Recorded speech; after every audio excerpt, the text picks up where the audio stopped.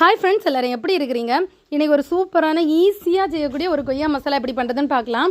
நான் ஒரு வாரமாக வீடியோ போடலை. நிறைய சப்ஸ்கிரைபர்ஸ் கேட்டிருந்தீங்க ஏன் போடலை அப்படின்னு சொல்லிட்டு.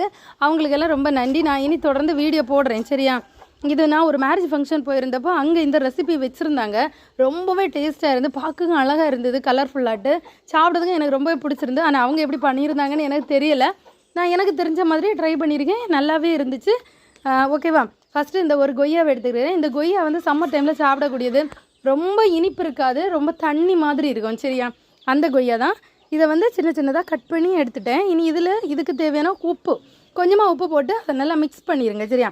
இப்போ ஒரு இரும்பு சட்டி வச்சுருக்கேன். அதில் ஒரு அரை ஸ்பூன் ஜீரகம், கொஞ்சமாக வெந்தயம். நிறைய வெந்தயம் போட்டிங்கன்னா கசத்துரும்.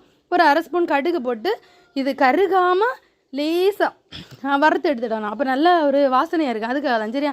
இது ஆறுனதுமே நம்ம இடிகளில் போட்டு இடித்து நல்லா பொடியாக்கி எடுத்துடணும். இப்போ இந்த பொடிக்க கூடவே கொஞ்சமாக மஞ்சத்தூளும் நான் ஒரு ஸ்பூன் மிளகாத்தூள் போட்டுருக்கேன். இது வந்து காஷ்மீரி மிளகாத்தூள். நீங்கள் நார்மல் மிளகாத்தூள் இந்த அளவுக்கு போட்டிங்கன்னா காரம் ஜாஸ்தி ஆயிரும். இனி இதையும் போட்டு இது கூட மிக்ஸ் பண்ணிவிட்டு இப்போ அந்த இரும்பு கடாய் வச்சு அதில் கடுகு போட்டு தாளிச்சிட்டு இந்த அடுப்பை ஆஃப் பண்ணிடுறேன். ஏன்னா அந்த சட்டியிலே வந்து சூடு இருக்கும். அந்த சூட்டிலே போட்டு ஒரு நிமிஷம் இதை லேசாக வதக்கிக்குவோம்.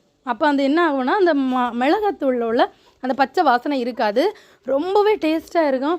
அதாவது அந்த பேரக்காயில் உள்ள இனிப்பு, அப்புறமா அந்த காரம், உப்பு அதெல்லாம் சேர்த்து சூப்பராக இருக்கும், சரியா? என்னென்னா பழமாக சாப்பிட்றது தான் ரொம்பவே நல்லது. இருந்தாலும் ஒரு ஆசைக்கு என்னைக்காவது ஒரு நாள் இந்த மாதிரி செய்து சாப்பிடலாம், சரியா? நீங்களும் செய்து சாப்பிட்டு பாருங்கள். எப்படி இருந்துன்னு எனக்கு கமெண்ட் பண்ணுங்கள். என்னோடய வீடியோ பிடிச்சா லைக் பண்ணுங்கள், சப்ஸ்கிரைப் பண்ணுங்கள். பாய்.